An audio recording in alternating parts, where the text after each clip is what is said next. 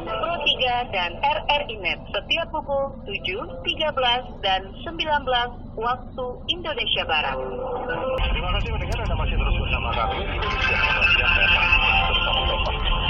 Dengar, kita masih membahas mengenai fasilitas reformasi yang akan kali ini bersama Menteri Hukum Tata Negara Universitas Gajah Surabaya, Dr. Ufron. Pak Ufron, selamat siang, Pak. Selamat siang Pak Fahmi, apa kabar? Sehat?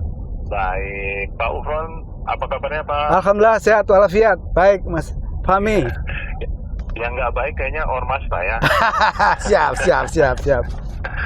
Mungkin kurang tertib atau mungkin ya nggak tahu ya gimana perubahan sampai dengan saat ini dari strukturnya.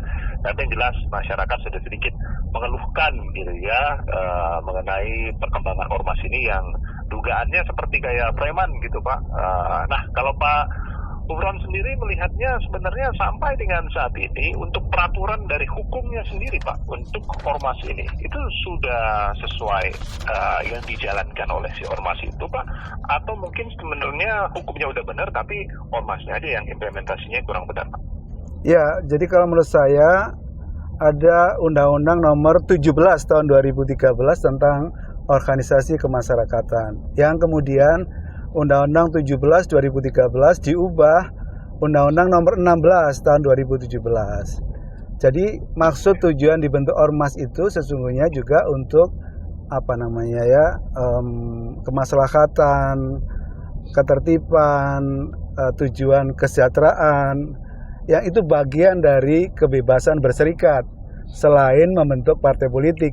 Jadi sesungguhnya tujuannya mulia gitu kan, untuk kepentingan mempertahankan kedaulatan negara, NKRI dan seterusnya gitu.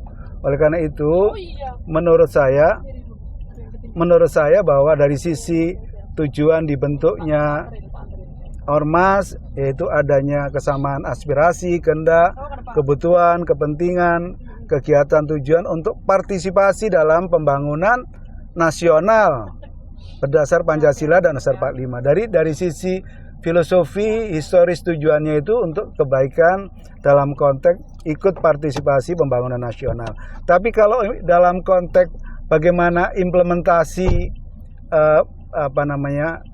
program-program ormas itu nggak sesuai dengan maksud tujuan dibentuknya ormas, saya kira itu persoalan yang kemudian kita diskusikan siang ini ya. Iya, baik. Nah, kalau Pak Ufron melihat ya Pak, berarti kalau memang ada implementasi yang mungkin kurang diterapkan oleh para ormas ini sendiri, sebaiknya apa yang harus dilakukan pemerintah?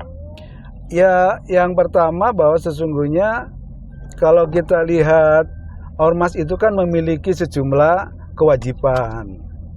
Misalkan menjaga persatuan dan kesatuan serta keutuhan NKRI. Yang kedua adalah menjaga ketertiban umum, terciptanya kedamaian dalam masyarakat.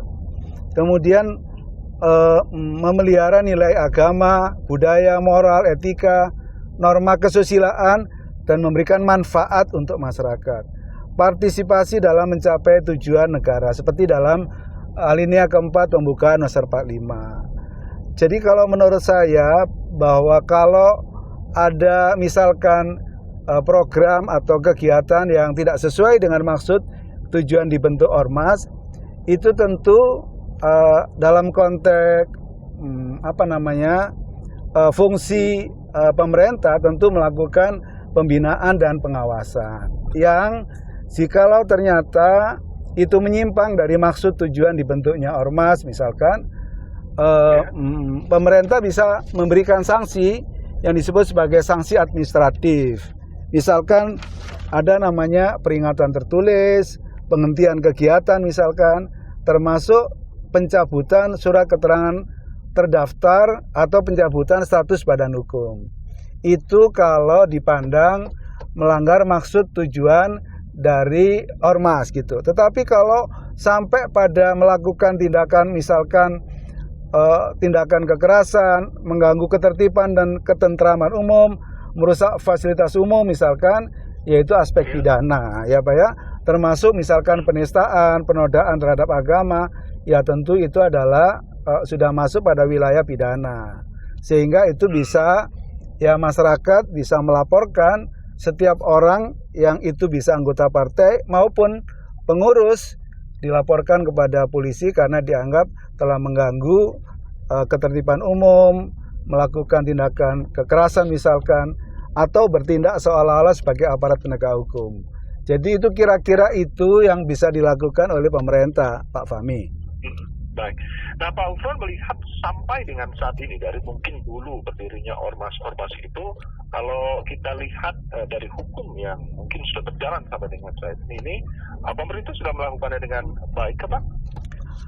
Saya melihat kalau dulu ormas itu maksud dan tujuannya kan memang mulia ya, untuk ikut partisipasi dalam pembangunan, untuk kemaslahatan masyarakat, kemaslahatan orang banyak. Ya kalau kita tahu kan ormas terbesar di Indonesia itu ada ormas itu yang pertama kan Muhammadiyah, ormas agama ya, Muhammadiyah.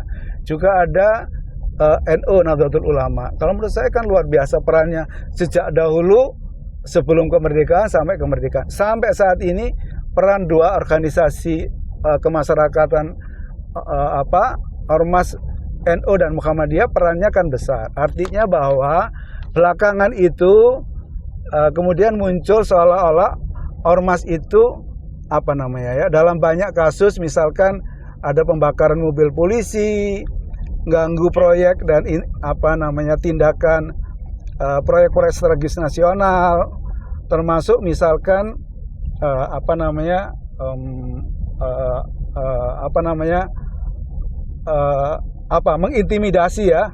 mengintimidasi terhadap proyek-proyek pembangunan, misalkan mobil listrik di Subang misalkan.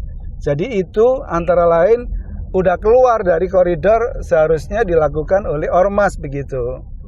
Maka dari situ tadi pemerintah bisa melakukan tindakan yang pertama tentu pembinaan, yang memberikan peringatan tertulis tadi, termasuk penghentian kegiatan, termasuk mencabut izin gitu. Tetapi jikalau itu sudah ke arah tindakan yang anarkisme misalkan, atau mungkin dalam tanda kutip ya premanisme, ya tentu mungkin aspek hukum pidana bisa digunakan ya, agar tidak menciderai maksud tujuan mulia dari sebuah ormas gitu, Pak Fahmi.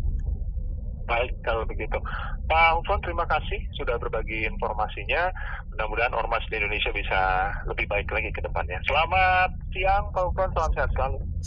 Selamat siang, salam sehat, salam sukses. Assalamualaikum warahmatullahi wabarakatuh.